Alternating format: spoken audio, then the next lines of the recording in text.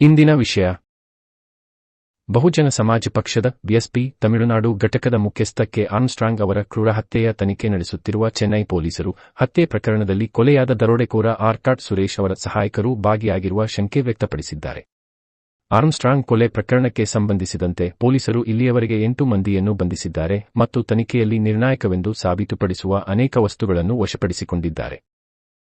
ಭಾನುವಾರ ಸುದ್ದಿ ಸಂಸ್ಥೆ ಎಎನ್ಐ ಜೊತೆ ಮಾತನಾಡಿದ ಉತ್ತರ ಚೆನ್ನೈನ ಹೆಚ್ಚುವರಿ ಪೊಲೀಸ್ ಕಮಿಷನರ್, ಕಾನೂನು ಮತ್ತು ಸುವ್ಯವಸ್ಥೆ ಆಸ್ರಾ ಗಾರ್ಗ್, ಪ್ರತಿ ಶಂಕಿತನ ಸತ್ಯ ಮತ್ತು ಸಂದರ್ಭಗಳ ಬಗ್ಗೆ ನಿರಂತರ ವಿಚಾರಣೆ, ಸರಿಯಾದ ವಿಶ್ಲೇಷಣೆ ಮತ್ತು ಶ್ರದ್ಧೆಯ ನಂತರ ನಾವು 8 ಜನರನ್ನು ಬಂಧಿಸಿದ್ದೇವೆ. ನಾವು 7 ರಕ್ತದ ಕಲೆಯುಳ್ಳ ಆಯುಧಗಳು, 1 ಬೊಮಾಟೋ ಟೀ ಶರ್ಟ್, 1 ಬೊಮಾಟೋ ಬ್ಯಾಗ್ ಮತ್ತು ಅಪರಾಧಕ್ಕೆ ಬಳಸಿದ್ದ 3 ಬೈಕ್ಗಳನ್ನು ವಶಪಡಿಸಿಕೊಂಡಿದ್ದೇವೆ. ಹತ್ಯೆಯ ಹಿಂದಿನ ಶಂಕಿತ ಉದ್ದೇಶವನ್ನು ಒತ್ತಿ ಹೇಳುತ್ತಾ, ಕಳೆದ ವರ್ಷ ಹತ್ಯೆಗೀಡಾದ ಗ್ಯಾಂಗ್ಸ್ಟರ್ ಆರ್ಕಾಟ್ ಸುರೇಶ್ನ ಸಹಚರರು ಕೊಲೆ ಯೋಜನೆಯನ್ನು ಆರ್ಮ್ಸ್ಟ್ರಾಂಗ್ನಿಂದ ಪಿತೂರಿ ಮಾಡಲಾಗಿದೆ ಎಂದು ನಂಬಿದ್ದರು ಎಂದು ಎಸಿಪಿ ಗಾರ್ಗ್ ಹೇಳಿದರು.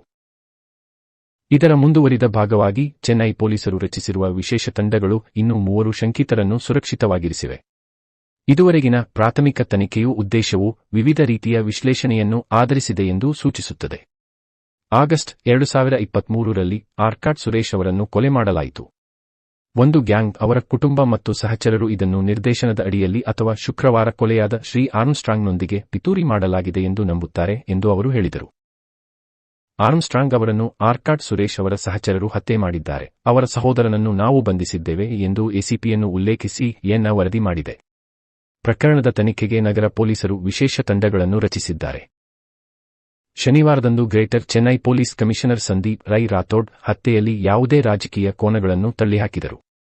ನಾವು ಇನ್ನೂ ತನಿಖೆಯ ಪ್ರಕ್ರಿಯೆಯಲ್ಲಿದ್ದೇವೆ. ಇದು ಇನ್ನೂ 24 ಗಂಟೆಗಳು ಕೂಡ ಆಗಿಲ್ಲ. ನಮ್ಮ ಪ್ರಕಾರ ಸದ್ಯಕ್ಕೆ ಯಾವುದೇ ರಾಜಕೀಯ ಕೋನವಿಲ್ಲ. ಸಿಸಿಟಿವಿಯಲ್ಲಿರುವ ಪ್ರತ್ಯಕ್ಷದರ್ಶಿಗಳಿಗಾಗಿ ನಾವು ಇನ್ನೂ ಹುಡುಕುತ್ತಿದ್ದೇವೆ. ಮುಂಜಾಗ್ರತಾ ಕ್ರಮಗಳನ್ನು ಕೈಗೊಂಡಿದ್ದೇವೆ. ಅಂಕಿಅಂಶಗಳ ಪ್ರಕಾರ ಚೆನ್ನೈ ಸುರಕ್ಷಿತ ನಗರವಾಗಿದೆ ಮತ್ತು ಜಿಲ್ಲೆಯಲ್ಲಿ ಕೊಲೆಗಳ ಸಂಖ್ಯೆ ಕಡಿಮೆಯಾಗಿದೆ. ನಾನು ಅಂಕಿಅಂಶಗಳನ್ನು ನಿಮ್ಮೊಂದಿಗೆ ಹಂಚಿಕೊಳ್ಳಬಲ್ಲೆ ಎಂದು ರಾಥೋಡ್ ಶನಿವಾರ ಸುದ್ದಿಗಾರರೊಂದಿಗೆ ಮಾತನಾಡುತ್ತಾ ಹೇಳಿದರು. ಏತನ್ಮಧ್ಯೆ ಹತ್ಯೆಗೀಡಾದ ಬಿಎಸ್ಪಿ ನಾಯಕನ ಪಾರ್ಥಿವ ಶರೀರವನ್ನು ಚೆನ್ನೈನ ಕಾರ್ಪೊರೇಷನ್ ಸ್ಕೂಲ್ ಮೈದಾನದಲ್ಲಿ ಸಾರ್ವಜನಿಕರ ಶ್ರದ್ಧಾಂಜಲಿಗಾಗಿ ಇರಿಸಲಾಯಿತು. ಹಲವಾರು ಜನರು ನಾಯಕನಿಗೆ ಪುಷ್ಪ ನಮನ ಸಲ್ಲಿಸುತ್ತಿರುವುದು ಕಂಡುಬಂದಿತು. ಸಿಬಿಐ ತನಿಖೆಗೆ ಮಾಯಾವತಿ ಆಗ್ರಹ. ಬಿಎಸ್ಪಿ ವರಿಷ್ಠೆ ಮಾಯಾವತಿ ಅವರು ಆರ್ಮ್ಸ್ಟ್ರಾಂಗ್ಗೆ ಶ್ರದ್ಧಾಂಜಲಿ ಸಲ್ಲಿಸಿದ್ದು, ಹತ್ಯೆ ಪ್ರಕರಣದ ಕುರಿತು ಸಿಬಿಐ ತನಿಖೆಗೆ ಒತ್ತಾಯಿಸಿದ್ದಾರೆ. ಆಕೆ ಅವನನ್ನು ಕೊಂದ ರೀತಿ ನೋಡಿದರೆ ತಮಿಳುನಾಡಿನಲ್ಲಿ ಕಾನೂನು ಸುವ್ಯವಸ್ಥೆ ಎಂಬುದೇ ಇಲ್ಲ. ಆತನನ್ನು ಕೊಂದವರು ನಿಜವಾದ ಆರೋಪಿಗಳು ಪತ್ತೆಯಾಗಿಲ್ಲ.